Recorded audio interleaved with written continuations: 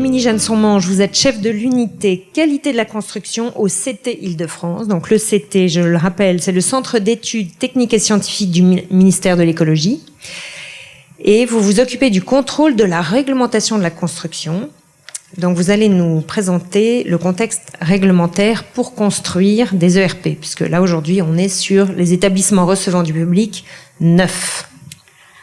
Voilà, donc l'objet de ma présentation, c'est vraiment vous présenter le monde idéal, la réglementation. Le monde idéal, je sais pas, on peut sûrement encore faire mieux, mais en tout cas, ce qu'il faut aujourd'hui faire dans les ERP neufs pour respecter la loi de 2005. Alors, je voulais dans un premier temps vous présenter le contexte, l'enjeu de société que représente la mise en accessibilité, l'esprit de la loi de 2005 et ce qu'est finalement un ERP neuf. Et enfin, on déclinera article par article cette fameuse réglementation pour les ERP neufs, en essayant de voir à chaque fois des exemples de bonnes pratiques et de mauvaises pratiques. Alors donc enjeu de société, on l'a dit, 15% de la population, selon les dernières enquêtes, estime éprouver une gêne dans leur déplacement, que ce soit à l'intérieur de leur domicile ou à l'extérieur. Et ce phénomène va s'amplifier compte tenu du vieillissement de la population. L'enjeu de l'accessibilité, c'est qu'on a aujourd'hui un déséquilibre entre les aptitudes d'un certain nombre de personnes et les exigences de leur environnement. Et il va falloir, à travers la mise en accessibilité, permettre de supprimer ou de contourner les obstacles à la mobilité, permettre de faciliter la compréhension des systèmes et des équipements auxquels ces personnes vont être confrontées, auxquels on est tout à chacun confronté. Et puis prendre en compte la diversité du handicap, ça nous a été très bien présenté précédemment. L'objectif étant de construire non pas pour un public spécifique, mais bien pour tous, s'adapter aux besoins du plus grand nombre. Alors, on l'a vu, la loi de 2005, c'est un véritable pas par rapport à la première loi sur l'accessibilité donc de 75. En 75, on prenait quand même essentiellement en compte les handicaps moteurs. Dans la loi de 2005, on a voulu vraiment raisonner accessibilité à tous, donc avec une nouvelle définition de la personne en situation de handicap et un renfort de toutes les phases de concertation. On avait aussi en 75 peut-être une chaîne du déplacement un peu incomplète. Là, dans la loi de 2005, on va raisonner accessibilité de tout. Donc avec l'ensemble de la chaîne de déplacement, on parle cadre bâti, mais on parle aussi de l'accès à ce cadre bâti. Et puis enfin, on se rend compte sur les bâtiments loi 75 qu'on a un taux de non-respect de la réglementation qui reste quand même important. Et on a essayé d'améliorer un petit peu ça avec la loi de 2005 et le principe des attestations qui sont un premier contrôle, le principe aussi de toutes les commissions qu'on a citées, qui constituent à chaque fois des premières étapes pour s'assurer du respect des réglementations. Un texte à citer que vous connaissez peut-être déjà tous, c'est la circulaire des GEHC de 2007 qui illustre et explique de façon assez pédagogique l'ensemble de cette réglementation. Un autre texte important aussi, c'est la décision du Conseil d'État du 21 juillet 2009 qui donc apporte une précision sur toutes les réglementations qui sont citées sur ce diaporama et qui interdit maintenant les dérogations dans le neuf. Donc ça, c'est un point important. Tout ce qui va être cité dans la présentation qui suit est obligatoire aujourd'hui, on ne peut y déroger. Alors, dans l'arrêté de 2006, on a essayé de raisonner selon les deux axes, accessibilité de tous, accessibilité à tout. Et c'est comme ça que l'arrêté a été rédigé. Alors, accessibilité de tous, le raisonnement, c'est de l'individu au bâtiment, en essayant de tenir compte des attentes, des aptitudes des individus, de leurs besoins. Et on retrouve ça dans le texte avec une approche fonctionnelle du bâtiment. Donc, on va décliner article par article les étapes du bâtiment. Et on a aussi raisonné accessibilité à tout. Cette fois, c'est plutôt du bâtiment à l'individu.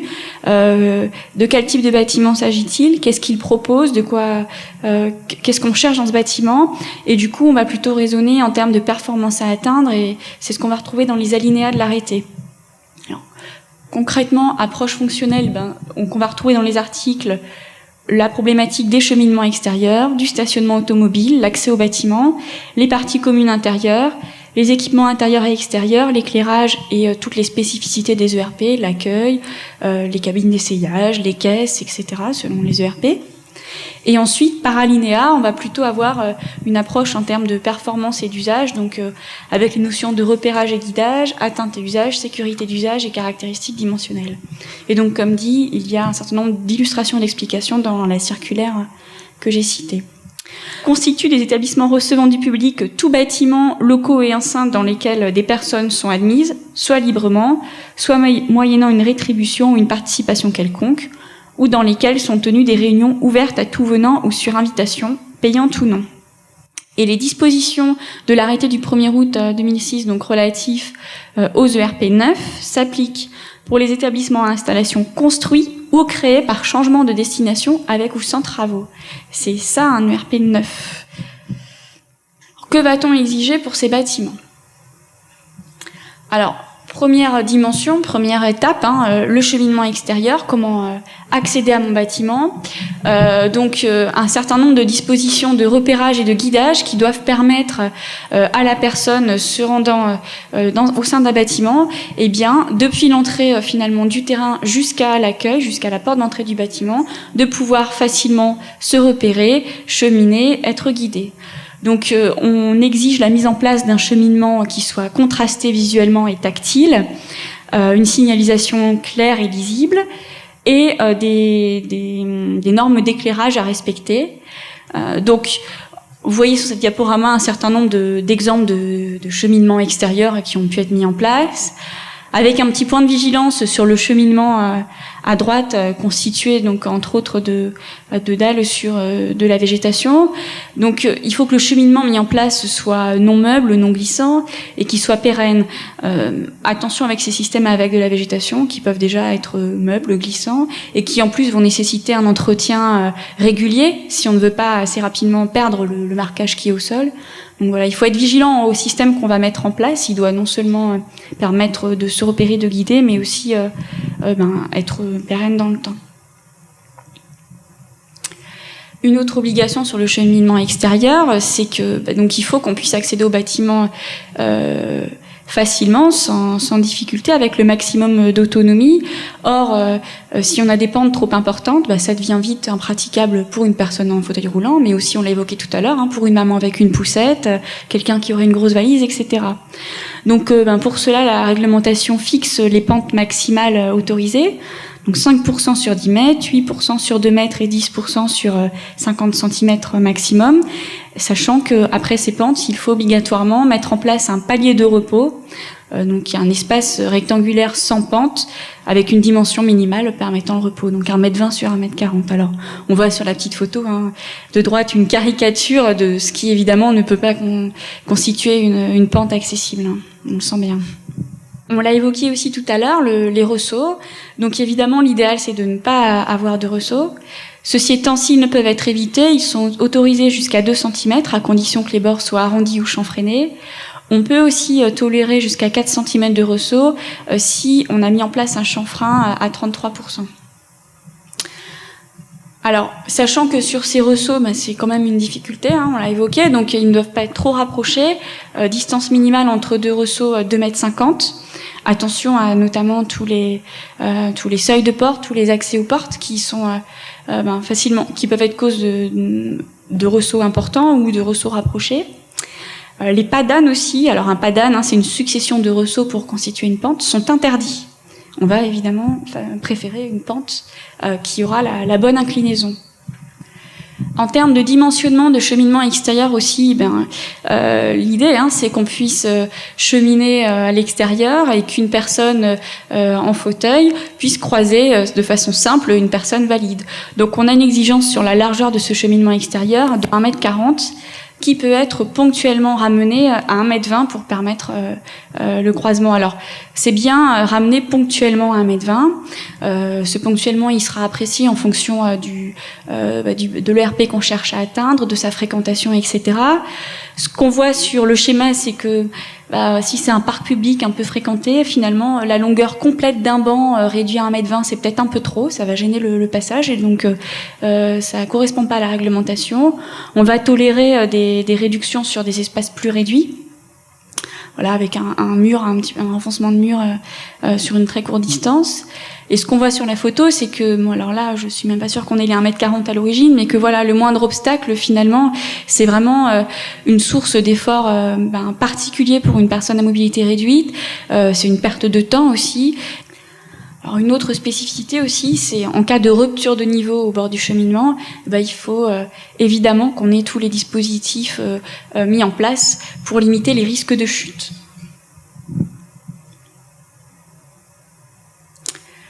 Alors, grand sujet des cheminements extérieurs, les escaliers. Une première règle pour les escaliers de moins de 3 marches, où là on va avoir obligation d'une bande à la vigilance contrastée visuellement et tactile à 50 cm en partie haute de la première marche. Les premières et la dernière marche doivent être munies de contre-marches contrastées. Les nez de marche doivent être contrastés. Et on aura une exigence sur l'éclairage de 20 lux assez faible puisqu'on est en extérieur. Et dès lors que l'escalier va dépasser plus de 3 marches, donc on va retrouver ces exigences et des exigences supplémentaires. Donc la présence de mains courantes de part et d'autre de l'escalier, prolongée d'une marche. Ces mains courantes doivent être continues. Donc on aura des exigences sur la hauteur des marches, leur giron. On retrouve les bandes d'appel avec la vigilance, les contre-marches, les nez de marche visuels et contrastés. Donc les escaliers en extérieur, c'est un vrai sujet, hein. Là on a deux mauvais exemples où on a donc plus de 3 marches et par exemple pas de main courante, aucun contraste visuel, donc à ne pas faire en neuf. On reparlera un petit peu des escaliers avec d'autres exemples en intérieur, puisqu'on a à peu près la même problématique. Sur les cheminements extérieurs, un autre point aussi, c'est la hauteur des obstacles. Donc un obstacle, on ne considère plus que c'est un obstacle dès lors qu'on a une hauteur minimale de 2,20 m, mais dès qu'on est en dessous, il va falloir pouvoir signaler cet obstacle pour que les personnes, notamment malvoyantes, ne se fassent pas piéger. Donc le cas assez classique, c'est les vides sous volets d'escalier qui doivent être signalés, repérés. Donc on voit sur le schéma en bas à droite là un exemple de bonne pratique. Mais il faut aussi être vigilant. On voit sur le petit schéma la boîte aux lettres qui va dépasser sur la voirie par exemple, etc. Dès lors qu'on a des éléments en saillie d'une largeur de plus de 15 cm, il faut les repérer au niveau du sol. Alors là aussi quelques exemples de mauvaises pratiques. Alors le premier cas, c'est à gauche là, un escalier en extérieur, assez classique, assez ancien où rien n'a été fait pour le signaler. À droite, ça a l'air un peu plus moderne, et puis on peut se dire tiens, ils ont fait une montée d'escalier sympa, etc. Sauf qu'elle est quand même pas signalée et que c'est quand même un piège pour les personnes malvoyantes notamment. Alors une fois qu'on a réussi à atteindre par le cheminement extérieur le bâtiment, il faut aussi s'intéresser à la question du stationnement. Donc en termes de stationnement, la réglementation impose donc 2% du nombre de places prévues pour le public adapté. Si on est au-delà de 500 places, c'est un arrêté municipal qui fixe ce nombre de places. Et ces places doivent être bien évidemment situées le plus près possible de l'entrée, du hall d'accueil ou de l'ascenseur. Elles doivent être marquées au sol et avec une signalisation verticale également. Alors leur dimensionnement, dans la réglementation, donc on oblige une largeur de 3,30 m et elles doivent être horizontales aux 2 vers près. Donc on voit sur les photos l'intérêt de cette largeur de 3,30 m pour une personne à mobilité réduite qui viendrait avec sa voiture. On voit aussi sur les photos tout en bas ou en bas à droite, il pourrait y avoir aussi un intérêt à avoir des places un peu plus allongées ou un peu plus hautes. C'est pas aujourd'hui pris dans la réglementation, mais puisque j'étais là pour parler des RP9, ça peut toujours être une bonne idée pour aller un peu plus loin et s'adapter aux personnes à mobilité réduite notamment.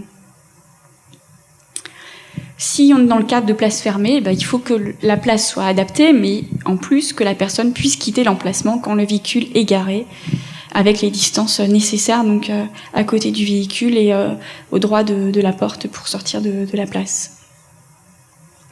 Alors ici, quelques exemples de stationnement, pas tous très vertueux. En haut à gauche, la place c'est pas trop mal faite. On devine une signalisation verticale et une signalisation horizontale. Alors, il n'y a pas d'obligation quant à la signalisation verticale ou horizontale, c'est assez libre, même si on recommande de prendre les visuels qu'on constate couramment dans le code de la voirie, mais c'est pas signifié dans le code de la construction. En haut à droite, une place qui pour le coup n'est pas adaptée. Donc là, c'est une place en voirie. C'est vrai que c'est un peu plus compliqué, mais on n'a pas la largeur nécessaire. On n'a pas non plus signalisation verticale. En bas, là aussi, des places qui, elles, relèvent plus des bonnes pratiques. Alors, j'ai montré cet exemple parce que je voulais attirer votre attention sur le cas des bandes, la partagée entre deux places.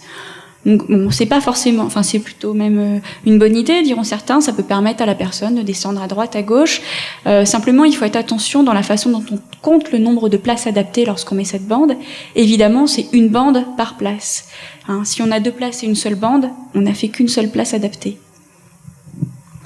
Alors en termes de stationnement toujours, dans le cadre de stationnement par exemple souterrain avec contrôle d'accès ou de sortie, il faut bien évidemment qu'une personne qui pourrait être sourde ou malentendante puisse se signaler et soit sûre d'avoir été signalée, en tout cas qu'elle ait un retour sur le fait qu'on l'a bien prise en compte. Donc il faut installer un système sonore, visuel. Dans le cas où l'opérateur n'aurait pas de vue directe sur ce qui se passe au niveau de la sortie ou de l'entrée du stationnement, il faut installer un système d'interphonie, enfin de visualisation à distance, d'interphonie. Et évidemment, si on est dans le cadre de place en souterrain, il faut que l'on puisse se raccorder au cheminement, donc avec la largeur de cheminement nécessaire et pas de ressaut. Alors une fois qu'on a pu se garer, on va essayer d'accéder à l'entrée du bâtiment. Donc pour ce faire, il faut pouvoir la repérer, cette entrée.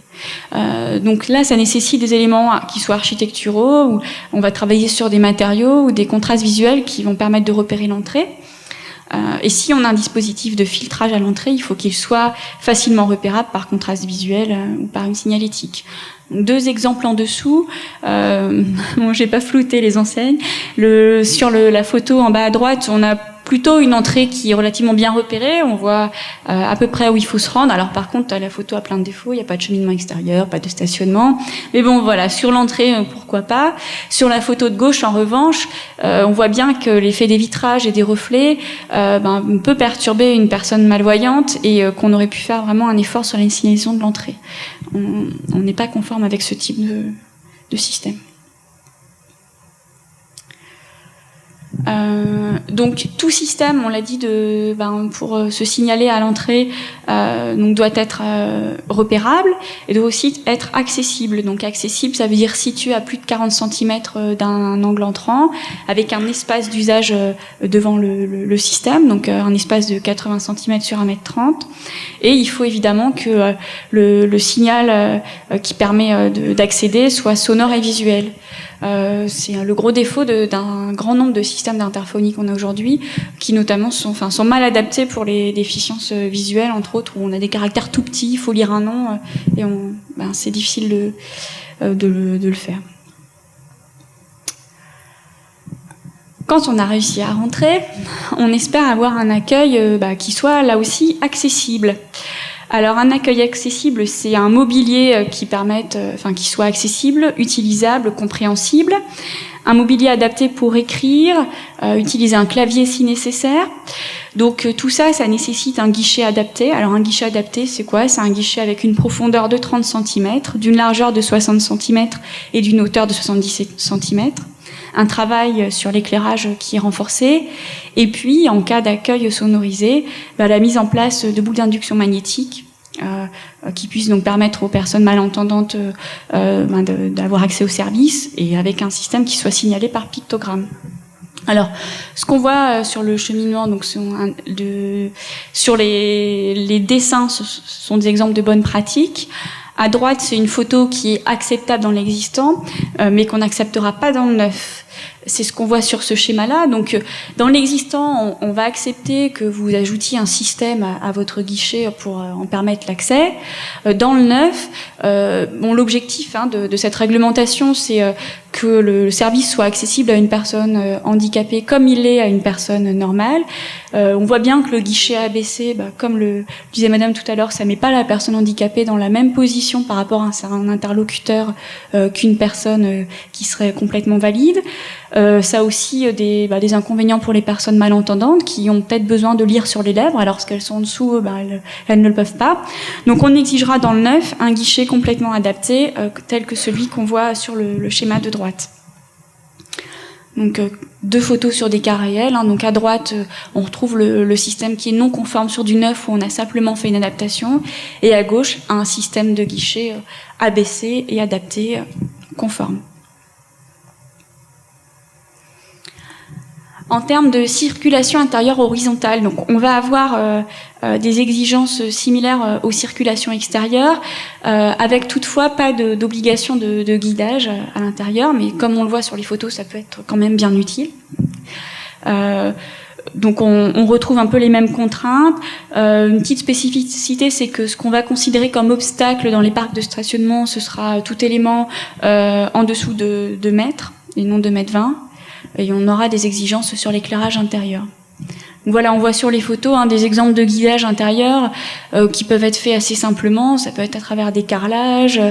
On peut mettre assez facilement des systèmes en place qui restent esthétiques et qui facilitent la vie des personnes qui accèdent au bâtiment. Alors concernant les circulations verticales, tout d'abord est considéré comme un niveau finalement, toute différence de niveau de 1,20 m, comme un étage, toute différence de niveau de 1,20 m. Alors dès lors qu'on a une différence de niveau, on va avoir soit des escaliers, soit des ascenseurs.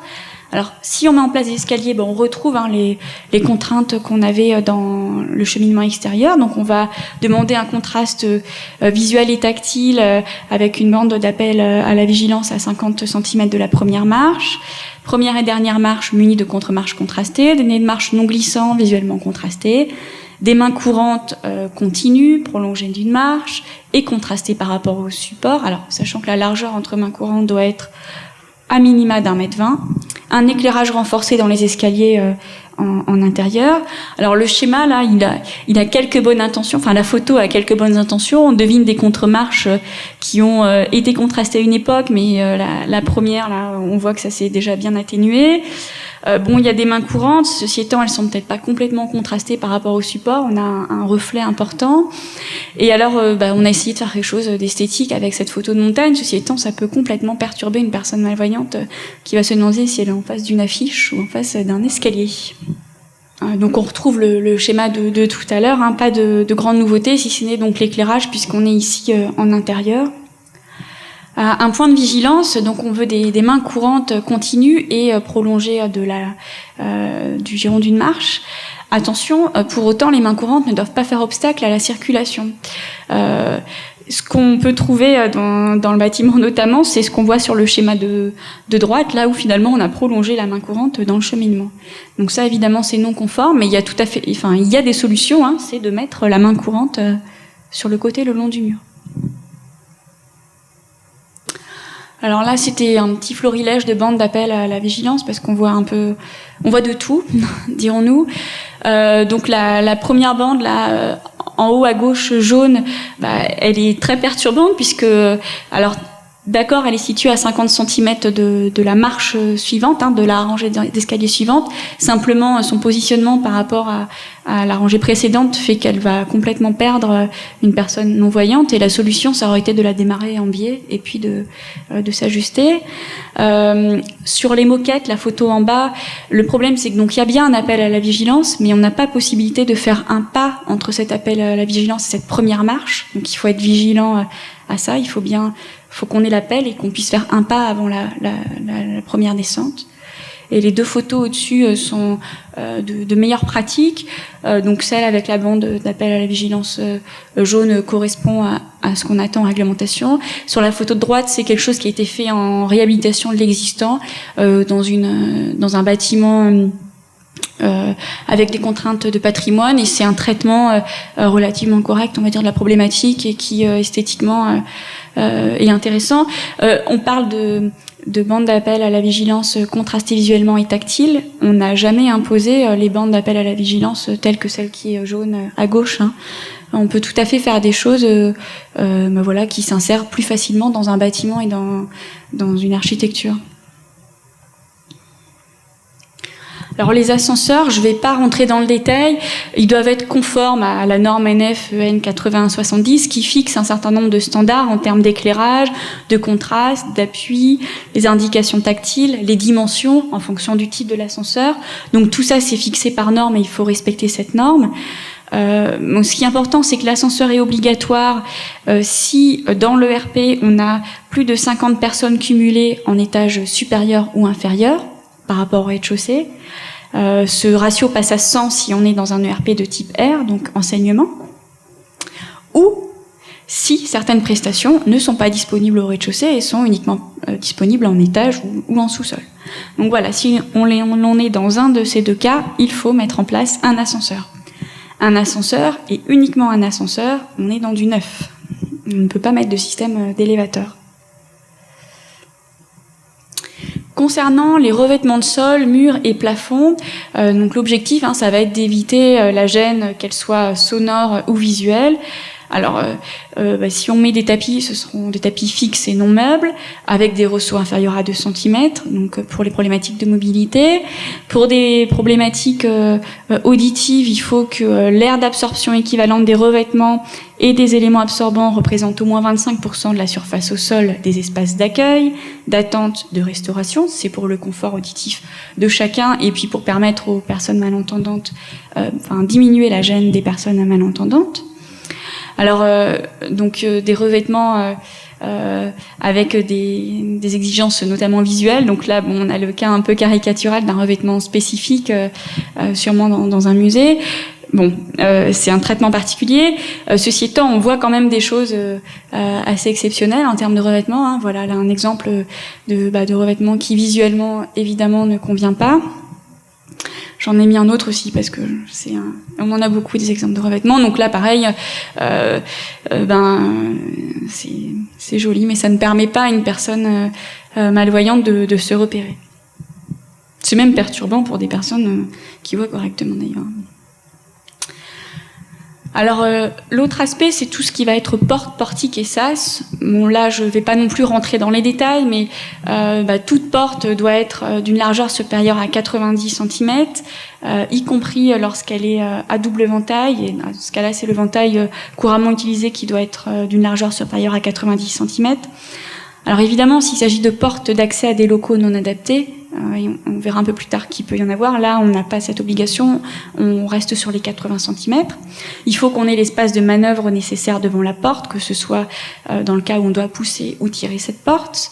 Il faut qu'on puisse accéder à la poignée de la porte, donc avec une poignée à 40 cm d'un angle rentrant ou de tout obstacle. Il faut que on puisse pousser cette porte. On citait le cas, entre autres, de la maman avec sa poussette. Il concerne tout à chacun. Donc il ne faut pas que la résistance de la porte soit trop importante. Et si on a une gâche électrique, ça aussi, c'est important.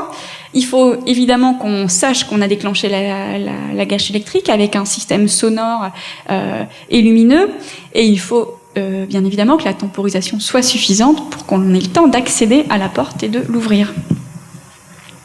Alors sur les équipements, les dispositifs de commande, donc tout ce qui est guichet mobilier, on retrouve un peu ce qu'on avait sur les dispositifs d'accueil. Il faut qu'ils soient accessibles, donc en termes de dimensions notamment. On voit sur la photo à gauche donc un exemple d'une adaptation relativement réussie d'un guichet de retrait automatique, alors qu'à droite, on voit qu'on a évidemment du travail pour adapter l'ensemble des systèmes de mobilier urbain, on va dire, qu'on peut trouver. Alors concernant les sanitaires, on doit avoir un cabinet d'aisance adapté par niveau accessible, avec dans ce sanitaire un espace d'usage accessible et un espace de manœuvre. On voit sur les photos des exemples de sanitaires correctement traités. Donc voilà, là on revoit sur le schéma le sanitaire accessible avec l'espace de manœuvre et donc le rayon de gyration d'1,50 m et l'espace d'usage. Dans ces sanitaires, il y a présence obligatoire de lave-mains, avec des règles de dimension, idem pour le sanitaire en lui-même, l'obligation d'une barre d'appui latérale. Si on met des urinoirs en batterie, il faut proposer plusieurs hauteurs d'urinoir. Et un lavabo doit être accessible dans les sanitaires, donc avec là aussi des dimensions qui permettent concrètement son accès. Concernant donc les sorties, bon, la seule chose c'est que il faut que les sorties d'usage normal soient sans confusion avec les sorties de secours. Ça c'est un point important. Et on retrouve également donc pour le confort visuel et pour s'adapter aux déficiences visuelles, tout un tas de règles d'éclairage de chaque élément du bâtiment à respecter. Alors, je vais pas commenter les luxes, simplement ce qui est important de retenir, c'est que si on a un éclairage temporisé, il faut qu'on ait une extinction progressive de cet éclairage. Et si on a des systèmes de détection de présence, il faut qu'il y ait chevauchement de 2 zones successives de détection de présence. Concernant les sites avec public assis, comme ça peut être le cas dans cette salle, donc on va devoir, on impose un nombre de places adaptées pour les personnes à mobilité réduite, donc 2 places pour une salle de 50 places, plus une place par tranche de 50, sachant que la répartition de ces places adaptées doit être faite autant que faire se peut en fonction des catégories de places proposées. C'est-à-dire que dans un opéra où vous proposez des places en orchestre ou en balcon, si vous avez forcément obligation d'avoir, si vous avez l'obligation d'avoir au moins 2 places, vous allez essayer d'en proposer une en orchestre et une en balcon. L'idée c'est de pouvoir proposer à la personne à mobilité réduite les mêmes prestations qu'à une personne complètement valide, et donc qu'elle puisse avoir le choix, elle aussi, de son placement et de sa catégorie. Concernant les locaux d'hébergement, donc alors locaux d'hébergement, on entend hôtel, internat, pension de famille, certains établissements d'hébergement touristique, les hôpitaux. Il va falloir donc adapter un certain nombre de chambres qui doivent être réparties entre les différents niveaux si les niveaux sont desservis par ascenseur. Donc il faut une chambre adaptée pour 20 chambres, 2 pour 50 et une par tranche de 50 au-delà de la 51e. Toutes les chambres doivent être facilement repérables, donc avec des numéros en relief, visuellement contrastés.